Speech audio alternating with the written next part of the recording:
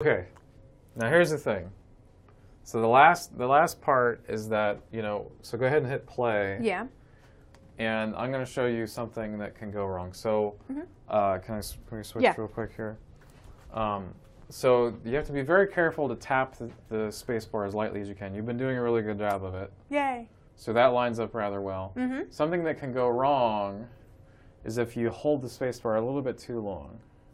And it goes like haywire. Right. Because remember what happened before is that, if you shoot the thing and then you can... Yeah, you can keep going because it adds the initial velocity, yeah. Right. So... oh, it went really far. So what we should do is we should modify the code so that it only works... once? The first time that you hit the space bar. Okay. So this is one of the challenges. And, in the exercise, if you look at the wording exercise, which we don't necessarily need to do right now, but I don't really give you guys any advice on how to do it. But we have to figure it out. But if you've hung on to the end of this video, we'll just give it out. Okay. So we can add a new variable, and that new variable, I don't know, what should we call it? Spaces pressed, maybe? Yeah, that works. Okay. Straight to the point. Now, a cool thing about JavaScript is that you can set spaces pressed equal to true or false. So you just write true or false, and that works. So let's put spaces pressed equals false at the beginning of the code. Okay. Because at the beginning of the program, you haven't pressed the space bar yet. This is true. So we're going to add a variable over here. Space is pressed, that's not right, 2 S's, equals false. False, F-A-L-S-E. Semicolon? Yes, semicolon. There you go. And then find the part where the space bar is pressed. And here we so go. Inside of here, we want to inside of that statement we want to write space is pressed equals true. Inside of this one? Not inside of there, but inside of what happens if the space bar is pressed. Oh yeah, that makes sense. So yeah, so right here, right? Go ahead and put on the next line, or maybe after the there you go. Okay, so space is pressed equals true. But now we have to make sure that this only happens if space is pressed once. Hasn't already been pressed. So we have to modify what's inside of this thing. This is, if you want to sound cool to your friends, this is what's called the conditional statement. The conditional statement, that's right. Yay. And so what this really is, and we haven't really talked about this much before, but basically this is saying if a key is pressed and that key happens to be equal to space, because it's the space bar. Yeah. And by the way, in a lot of programming languages, when you're checking if two things are equal, you use 2 equal signs, which is a little weird. Not one. You only use 1 if you're going to set this thing equal to that. Set this variable equal to that other thing. Right? Yep.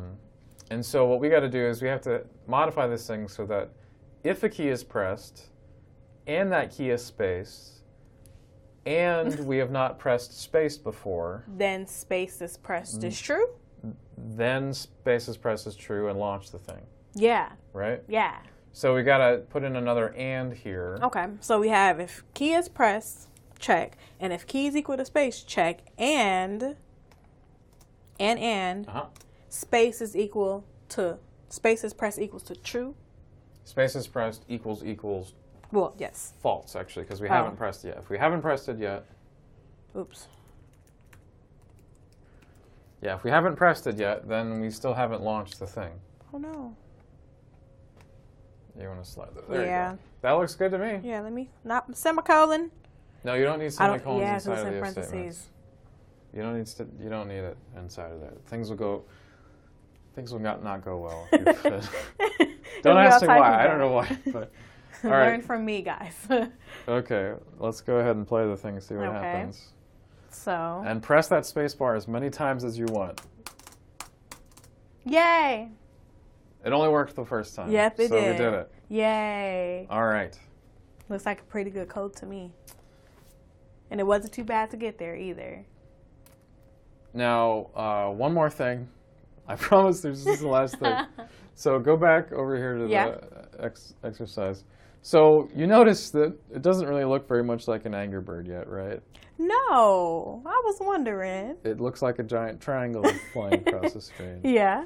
So what we can do to fix that is we can, if you go up just a little bit, yeah, of this draw ellipse thing, so you want to copy that to the clipboard. Okay. And again, that has to be after the display function. So I'm gonna put it. If you put it before this display function, the display function just wipes everything out. Yeah, it's not gonna work. So I'm gonna put it right here. I've made that mistake many a times myself. All right, so draw ellipse now. So go ahead and press play. See what happens now. Oh, it's so cute. So we have an ellipse now. I love it. But we still have the triangle. Yeah. So how do we get rid of the triangle? We have to erase. Go ahead and launch the thing. Okay. See if it still works. Ooh, okay. It still works perfectly. Yeah. So how do we get rid of the triangle? Well, we have to just delete the draw function that makes a triangle? No, I wouldn't go deleting things necessarily. Okay.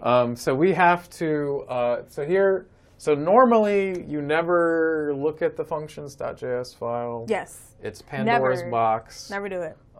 It is mystery upon mystery. Mystery upon mystery. Except for this moment. This is the one occasion where I'm going to let you do it. And if you go back to the step-by-step, there's going to be one thing that we change. Okay. So. And so, do you see it here? Yeah. Look at the beginning of the function JS and change this. Size of ship r equals 12 to size of ship r equals 0. Yeah. So the ship's still going to be there. Like, triangle's still going to be there, but the size of the triangle will be 0. Oh, that makes sense. So you can't see it. Cool. So, all right. So let's go back here. And the way you get to the functions.js here is you see this little thing here? Yeah. Uh-oh. Where'd you go? Don't tell your friends this is how you do it. But no, they don't need to know that. They don't need to know that. This is all between friends, right? You know? So then functions.js. There it is. Size of the ship. Make it 0. Yeah, make it 0. And then get out of there. Go back to sketch.js. Wait. Where'd it go? There you go. Sketch.js.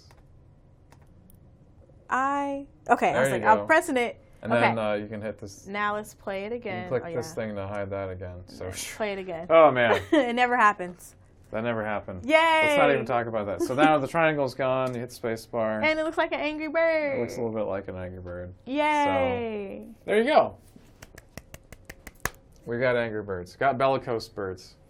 All by whatever ourselves. You want to call it. So, well, thank you for your help. Of course. It was fun. I learned a lot about trigonometry and coding.